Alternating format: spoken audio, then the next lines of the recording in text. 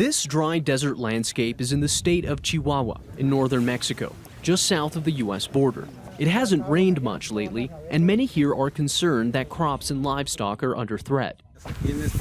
Farmers like RAUL Garcia tell us what little water remains in the region is about to be given to the United States under a water-sharing treaty signed between the two countries during World War II. These are water reserves that we have collected. We have restrained from harvesting more than one crop per year in order to subsist and not run out of water. Now the government shows up and says they have to pay the United States. It isn't true. The issue of water is a boiling hot topic in this part of the country, and protests against the decades-old water treaty have been growing more and more violent in recent weeks. It's a reaction from citizens who are defending their homeland. Water is everyone's heritage. Water doesn't belong to anyone. Water is for everyone in Chihuahua, for all Mexicans. That is why we're outraged, and this reaction from citizens is the result of this anger. When the U.S. and Mexico signed the Water Treaty of 1944, the United States agreed to send more water to Mexico than it receives, but it still requires Mexico to release water from dams along some of the driest parts of the border.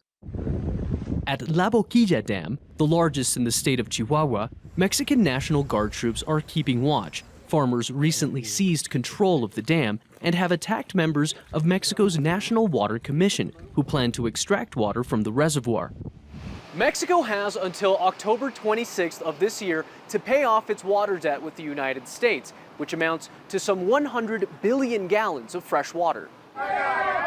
Mexico's president has addressed the recent violence, but claims water reserves in Chihuahua are enough to pay both the water debt to the U.S. and supply the needs of farmers in the region. The president has also suggested the conflict is politically motivated. They took over La Boquilla Dam, which was being used to follow through with our commitment to deliver water to the United States under the Treaty of 1944. But since there are electoral interests, this has become a political issue. As the drought in northern Mexico worsens, a growing number of supporters are joining in the protests against the treaty. The hopes are fading for a solution that will guarantee farmers access to the water they say is essential to their survival. Manuel, Rapalo, Aljazeera, Mexico City.